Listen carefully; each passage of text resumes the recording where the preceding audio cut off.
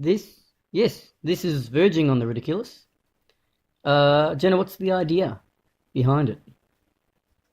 So the idea of this podcast is to introduce me, who is basically a movie virgin to most movies that have ever existed. Introduce me to them by somebody, aka Brenton, Hello. who is a bit of a movie buff. And I just react to it. Yeah, pretty much. So this one is it came out in it's a movie. It's kind of a movie. It's a franchise, which at this point has about 45 movies and TV series. So it's Marvel. It is Marvel, yes. It's the Okay. Oh, that was good. I know. Well, Yeah, what well else would it have been? Yeah, that's a good point. I can't think of anything else of that. James Bond almost doesn't have that many franchises off of it. Yeah. Marvel, you've got every single superhero that ever could possibly exist in the universe. Well, half of them, yeah. Who are the other half? Well, DC. So the big rivalry is Marvel versus DC. Yeah, but DC haven't really had anything come out recently, have they? Not much. So They have Superman. see, they have Batman. my Wonder Woman. My deduction skills are just pointing out the obvious. All right. Yeah. Good. Okay. All right. So this is going to not work if you've seen the first one where they all came together in 2012, Avengers. the Avengers. Have you seen it? No. Hey, all right, that's good. Hold on. Is that the one? Hold on. This is going to be like when I Hold on. described Moulin Rouge to you in excruciating detail, and then we watched 5 minutes, and you were like, "Oh yeah, I've seen this." Hold on. Is that the one where there's the big hulky rock guy? There's the blonde woman? No, hang on. Is this with Fantastic Four with Doctor Doom? I don't know, and they're in an apartment building. And there's an elevator. No, it's all high tech. Hang on. Okay. It's all high tech, and they've kind of none of them like each other very much, and then the rocky muscle guy, like he's covered in rocks. Is he green? Rocks. No, he's not green. Okay. He's rock colored. Is the man stretchy and the woman's invisible? Yes. Okay, that's the Fantastic Four. So it's different. It is different. Is I'm not even Marvel? sure if I don't know. I have seen that movie. Okay. That movie's not this movie, so this is a different movie. Okay. So, all right, good start. So I enjoyed that movie. I'd watch it again.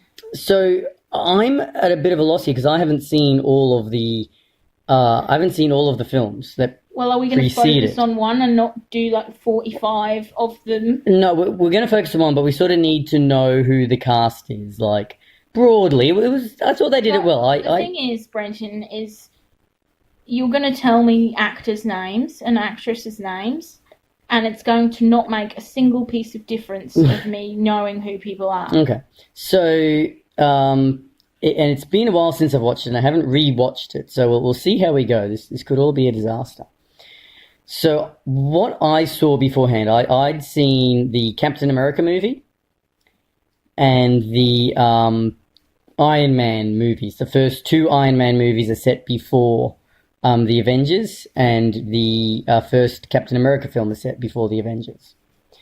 So in our just as little detail. So in Captain America, Steve Rogers is a strapping young man. He's not that strapping, actually. He's a very small man who's not very strong. He's not very well, and he gets rejected from service in World War II. So it's actually set during the 1940s. Okay, what about it? Well, just like setting it up. And he gets a super soldier serum and becomes like a super soldier and has a crazy shield made from some sort of stuff. Some like indestructible metal, and there's a bad guy in there who's sort of on the side of the Nazis called the Red Skull. Bless you. And he uses something called the Tesseract, which is like, I don't even know where it came from, like an interstellar weapon. And then, so this is all relevant because this all ties into the Avengers film. And the Tesseract ends up landing in the ocean, and I can't remember what his first name is, but Mr. Stark finds it, and eventually finds it. Steve Rogers, though, he's in a plane, and he crashes his plane into the Atlantic, into Antarctica, maybe, and it freezes him. And at the end of Captain America, he wakes up in a room, and there's something on the radio. But wait, that's wrong. All the details are wrong. Where am I? And he walks. Isn't he dead because he was frozen? No, well, they what he doesn't know is they've unfrozen him. Like they defrosted him in the future. This is Captain America? Yeah. Or Team America? No, Who is he? Captain America. Captain America. Steve Rogers is Captain America. So he turns into a capsicle, and they unfreeze him, and then try to make him think he's in the present, in the 1940s present. But he works it out pretty quick, and he runs outside, and oh my gosh, what's going on? This is a crazy new world I don't recognize. Which is what year is this now? Present day. Yeah, but when was the movie made? 2012. Okay, that wasn't made So he's relevant. okay. You didn't tell me. Present day. If the movie's made in the fucking 80s, it's not present day. Okay. No, well, the Captain America came out. I don't know. It would have been around, late 2000s. So yeah, okay. So 21st century. Yeah. Modern day. So this is the like 45 or so movie Marvel franchise really starts with. Or I don't know which one started it in terms of which one was made first, but anyway, the timeline stuff's going to get confusing. We don't need to get into it. People get really into superhero movies. Oh yeah, I kind of don't. Personally, I don't get it. There was an interest. I don't even remember who I'm quoting here. There was an interesting critique of it, which is like, these massive expanded universes. As politics and everything else gets more and more just like insanely complicated, it's... But I think that's the thing that is really good and clever with the Pixar theory and the Disney theory, and that it's all hinted at. It's never given away. It's there's a lot of it is fan-based theories, and the producers and the animators kind of give people these Easter eggs to hint at this overall theory and how everything do you want to do a quick explanation of is linked together. What do you mean? Like what is it? If you haven't heard of Pixar theory before, what? Like a quick 101 course. Basically every Pixar movie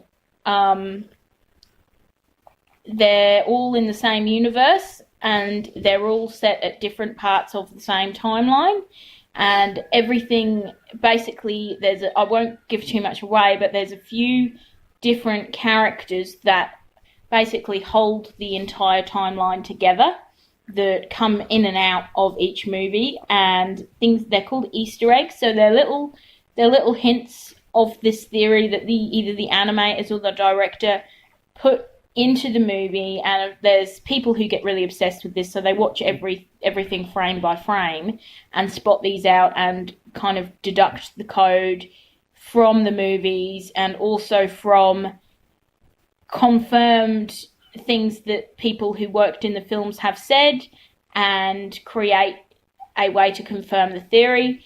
With Disney, it is more about the lineage of who's who and who's related to who, and how the stories interconnect on certain timelines.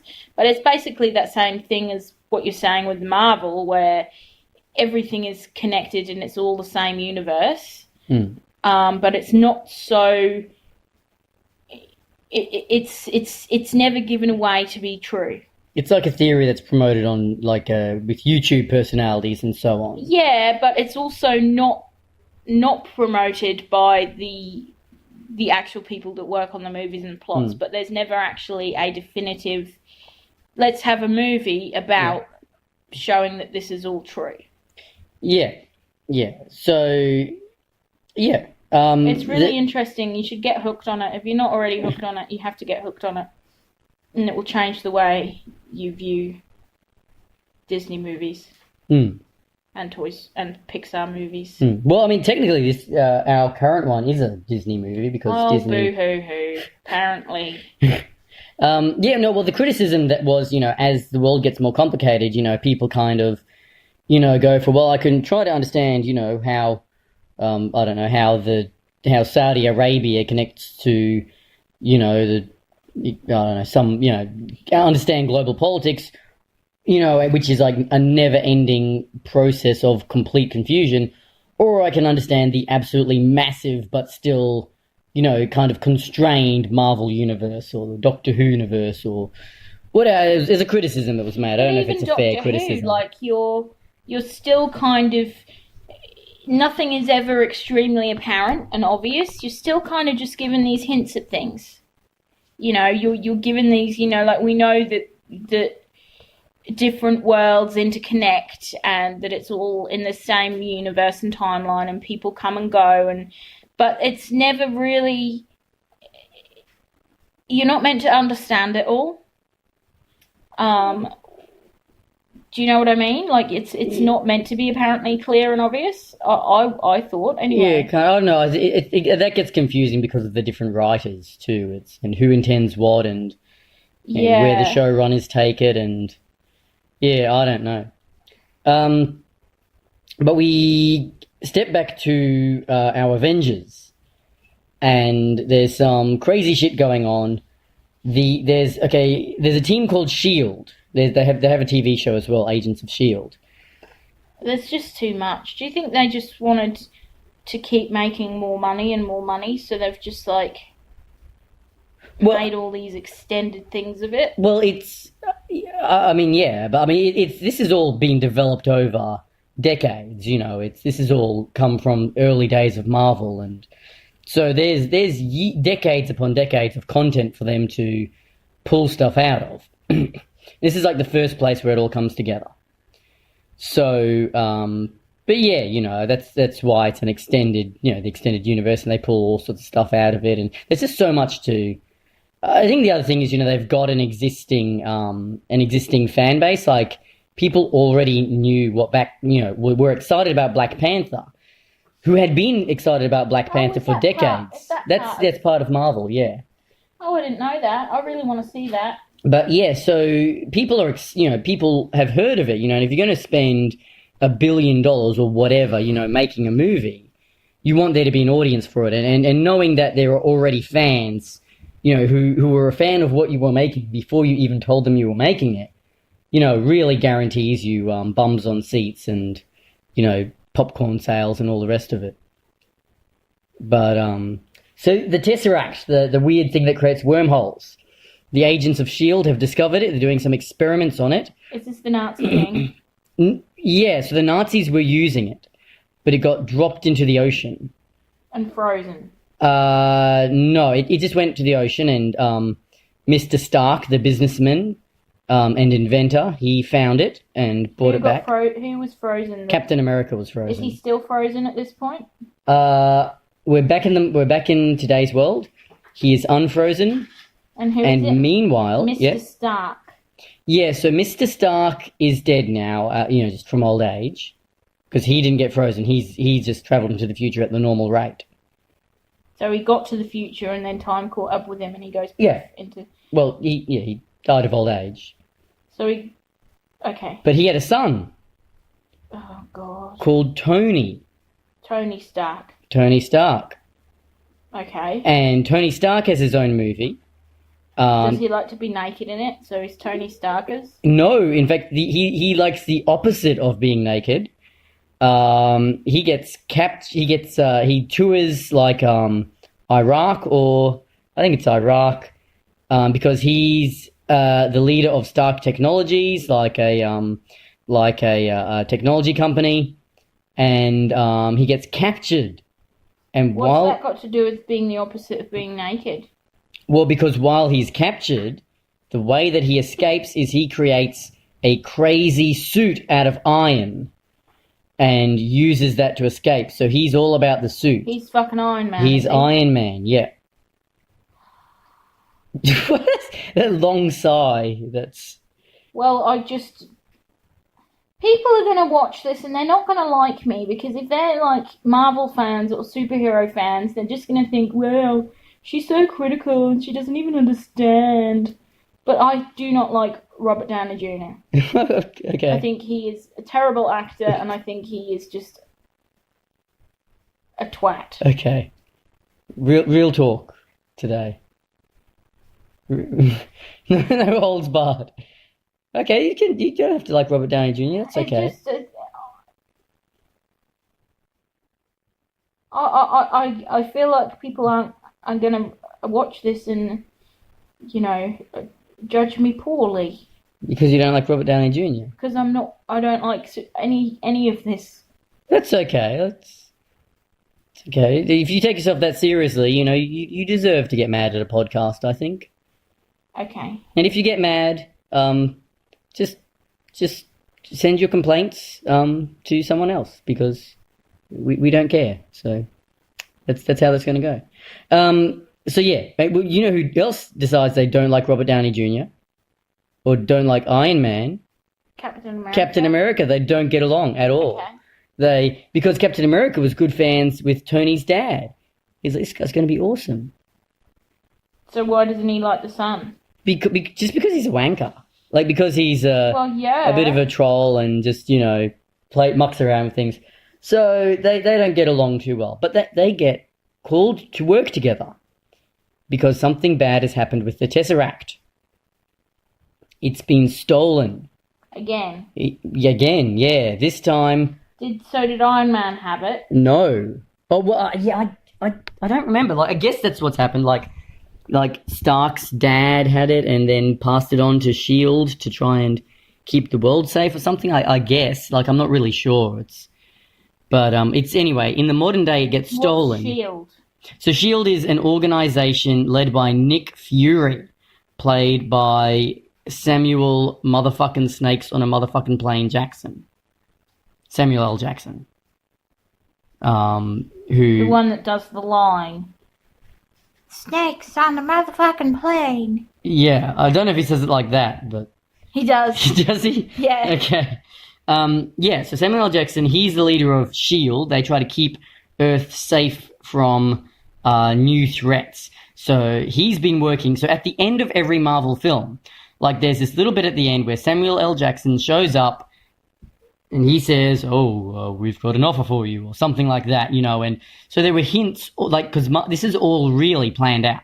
So they knew they were making this Avengers film. So at the end of every film, there was like a little bit where Samuel L. Jackson comes in and he says, you know, join us, you know, or I think like he doesn't actually even ask Tony to be part of it. He's like, we just want you to, like, as in an advising capacity or something. I don't remember why that was, but he ends up being part of S.H.I.E.L.D. And so they have to work together because the Tesseract has been stolen by a god, a trickster god called Loki. Why is Loki in it? Is this why everyone's, like, into that new book that got released? What book? The book about Greek mythology. By Neil Gaiman? Yeah. No, I think that's just a cool book. No, wait, that's not Greek, that's Norse. Yeah, that's what Loki's I mean. Norse. Loki's Norse. Yeah, that's what I mean. Is that why everyone liked his book? Because they've all been introduced to him. Yeah, maybe. So is Loki the bad guy? Yes. That's a bit not fair. So, Loki also meets another guy called Hawkeye. You know what? We should keep this podcast on the down low. Why? So it's Loki. Okay. It's a very funny pun. It's pretty funny. I'm pretty funny. You're very funny. Loki meets Hawkeye and brainwashes him. They like this brainwashing power with his scepter. Brenton, I cannot. It's literally been, I don't know how long this podcast has been going. It's been about 20 minutes. But I do not have a fucking clue who anybody is. You'll be, well, we've got a few characters. You'll follow. You'll be okay. I think you'll be okay. Okay. So anyway, he teams up with this guy, Hawkeye. He brainwashes him. He's meant to be one of the Avengers. I don't even know what movie he's from. But he gets brainwashed. He's on Team Evil. Loki confronts the event. Something happens. I don't remember how it happens. Like, confronts the Avengers. I think he's stealing something, or like stealing a crystal or something to power like a wormhole machine. And he gets confronted by the Avengers, and they capture him. And Steve Rogers is there. He's like, because he was, back killing Nazis. So he has like a line where it's like, I remember another time where I saw one man who thought he deserved to stand up above all others. And anyway. Like that video that went viral on Facebook for anti-Semitism, for discouraging anti-Semitism or something. And it was like the 1940s clip about, I remember a guy like this who tried to, I survived the Holocaust and blah, blah, blah. So like that. I haven't seen the video, but maybe. Yeah, I guess, probably, yeah. It's a Hitler illusion. I thought that the idea of this podcast was that you had seen the movies and seen the things, and I hadn't. I haven't seen the YouTube clip. It's like, I'm the one that knows all about the Disney Easter eggs and about the Pixar theory. I'm the one that knows about fucking Norse mythology and YouTube video clips. Okay. Who's the one with the culture? Well, I'm the one with the Avengers. Who's the one that knows about pop culture? Is it me or is it you? Well, I'd like to think that we come together in a nice synthesis of knowledge and understanding. But so they take Loki on a plane, and I don't think the other Avengers are there yet. We'll introduce them in a moment. So he's been invited to be part of the team at this point. Loki? Yeah. No, he's imprisoned. They've captured him because he stole the thing. Yeah, because he's kind of being evil, but then Loki's brother shows up. Thor. Thor's the hot guy, isn't he, with the blonde hair? Yeah, Chris Hemsworth. And the beard. He's got a beard. You, if you were a bit more beefy. If I was, 6'8" and full of muscles. If you were beefy, because they can CGI your legs longer. Okay. I guess. John Wayne was very short. Tom Cruise is not tall. It doesn't matter, because they always cast tiny women in the movies anyway, so, the men don't have to be that tall. I suppose not. So they, then there's a really weird scene. It's I don't know what the point of it was, where, if somebody listening knows the point of this scene, tell us. No, don't. No. Keep your thoughts to yourself. It's okay. Captain America and Iron Man end up fighting. Okay, so Thor. Sorry. I have to stop you. When Brenton fed the rats, he put we had some glass sweet potato glass noodles in the cupboard, and they'd been chewed open by a cockroach, so we decided to feed them to the rats. He's hooked them to the top of the bars of the cage, so they come down like stalactites. And one of our rats, Carl, has decided that they're his, and he keeps going and chewing them, which is funny in himself because he's got to use his back legs and balance up. Anyway, Yachty, his cage mate, keeps coming and saying, "Oh, can I have a piece?" And he keeps being fought, and they just fell off the side of the level in the cage and tumbled down in a ball of rat fight. It was pretty funny. I missed that, yeah. It was pretty funny. So I'm just sitting here listening to Brenton, and there's this rats having this big scrap in the background. So you're listening to Virgin on the Ridiculous, our podcast about rat activity. So they all fight in the garden for a while, and then eventually they agree to work together. Well, no, the rats fight in the cage. Okay, the rats fight in the cage. Iron Man, Captain America, and Thor end up having a big fight in the garden. Thor has his big hammer, doesn't he? Yeah. Is it a hammer? Yeah, it's a hammer. Or like a sickle? Yeah, he has. I think. What? No, he has a hammer. It's just. Um,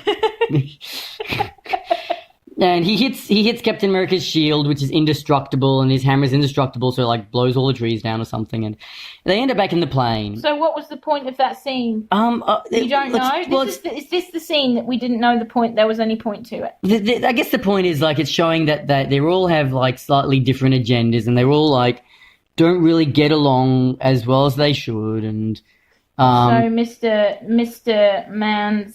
Snake Man's plan isn't going well. no. So they end up in some I don't know like a spaceship, like an aircraft character or Where's something. the women? Where's the strong All women right. in this? So we end up on the plane, and at some point we get some other Avengers. We get Black Widow, played by Scarlett Johansson. So she's taking names and kicking ass. You just made an unimpressed grunt. It's always her, though, isn't it? She's in the other movie we watched where she turns into the blue lizard woman. What?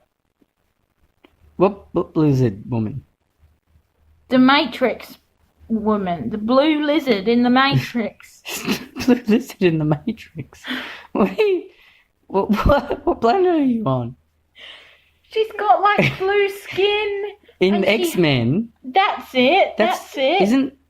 I'm pretty sure. That's Scarlett Johansson. I'm pretty sure. No, that's I'm pretty sure it is. No, I'm going to look it up, but I don't think it is. But anyway, Scarlett Johansson's in it. She is she's Black Widow, who's like I don't know, like some sort of ex-secret agent. She's very, very, this ruthless killer who's like reformed and on Team Good now, and so she's in it. And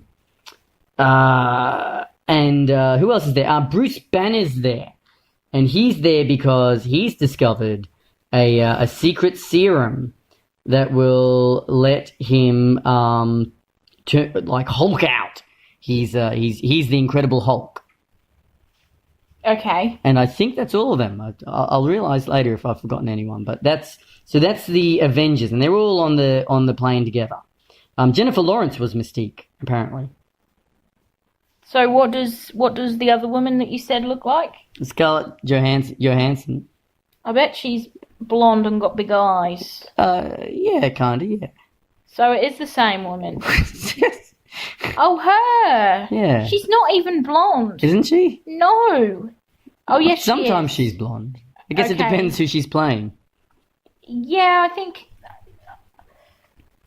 So they look very, very similar. the Avengers end up not getting along so well. Captain America and Tony Stark kind of really don't like each other, and there's a whole big thing going on there, and the Incredible Hulk is like, I don't know, like, kind of keeps himself to himself, and there's a lot of tension going on, and we sort of realize that it's all to do with Loki's scepter.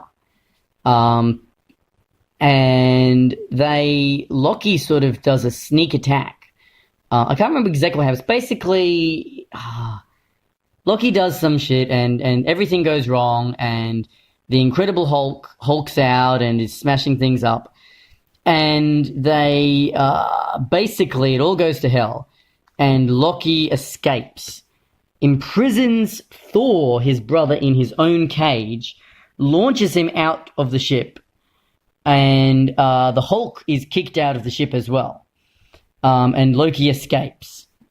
And also kills our favourite... So he only low-key escapes, though. He low-key escapes, yes. No, he high-key escapes. He's gone. He's out of there. And he kills Agent Coulson, who is like our favourite member of S.H.I.E.L.D. So everyone's weeping. Yeah, well, everybody's really sad, and that's when Samuel L. Jackson kind of comes in, and he's like, so one of the things they're arguing about is, like, that S.H.I.E.L.D. is using the Tesseract to create new, like, super weapons, in case, Earth ever suffers, an existential threat. And they're not sure about that. They kind of object to that. I'm just talking across the room as Jenna wanders off. They decide to work together. And what happens then? Okay, so Loki makes the wormhole. He's got some deal going on with some dude from outer space. I looked him up because I couldn't remember his name. Apparently he's just called The Other. And The Other sends through spaceships and launches an alien attack on Earth. And I'm sure some other stuff happens, but this is all I really remember. Like, sends through a whole bunch of alien spacecraft and like crazy space worms with armor and just absolutely attacks. But what he doesn't know is that the Avengers have come together. They've really come together as a team. And they're ready to beat down these aliens. Still in the first movie? This is all the first movie, yeah. I haven't seen the second movie. Isn't it? What? To happen in one movie. Well, because you've got the introduction and then the middle action sequence, and then this is like the big finale. This is why I don't watch action movies, because it's all people fighting. I have to say, like the whole time, it's like, why would I bother doing this? Well, yeah, the last scene got a bit much for me. Like it just went a bit long, and but anyway, they run around, they fight aliens. Challenging someone with a duel and then pacing backwards and turning at the same time. Is that what happens in the movies you like? Yes. Okay. They fight the aliens. Incredible Hulk comes in, and Loki there's some cool lines. Like, he's like, "You can't destroy me, I am a god," and Hulk picks him up and smashes him to the ground. So he's dead. Says, "Puny god." Oh, he's not dead. He's just, he's neutralized as a threat. That's like something that a politician would say to excuse genocide, isn't it? What is? It is neutralized as a threat. I suppose that's very dark.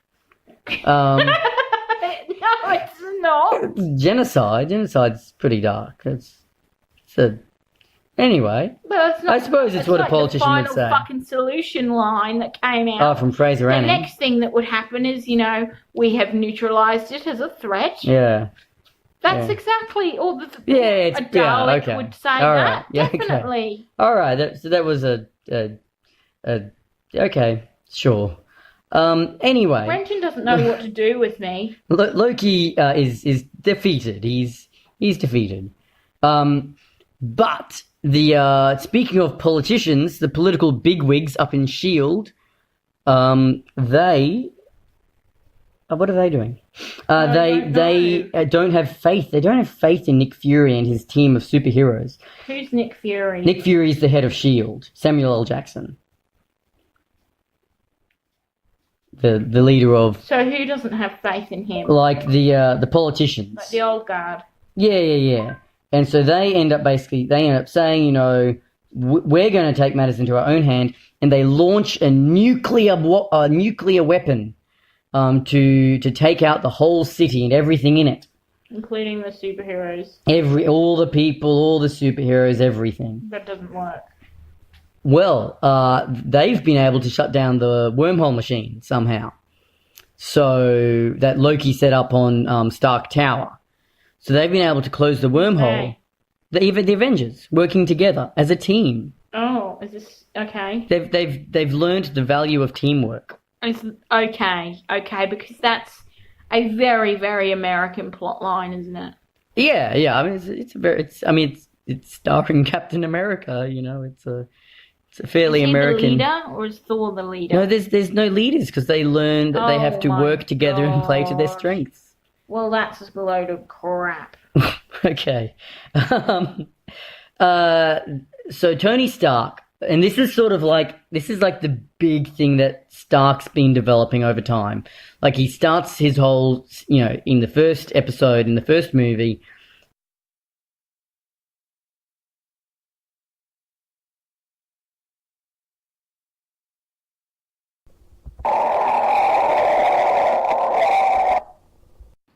So recording stopped working. So Jenna's already heard about how it ends. What does Tony Stark do? Oh, were you asking me? Well, yeah, I told you, and the recording didn't work. So. Oh, he sacrifices himself and jumps through the wormhole, holding the nuclear warhead. It explodes, but Hulk catches him. Pretty much. Yeah, so out of 5. I give this movie a 2 out of 5, and I feel like I will lose some friends for doing so. But you can just send it to my lawyer. Okay. Complaints. I don't know. Did you want to talk about the last thing? I read this whole big piece about expanded universes, and like it didn't record. So, we'll talk about that next time we talk about an expanded universe. Just record it and then add it at the end. Okay. So, so I'll record it, and I've read that here. So this is a quote from an article that I love by Jerry Canavan called Tolkien, The Force Awakens and the Sadness of Expanded Universes. And I'm just going to read the last passage here.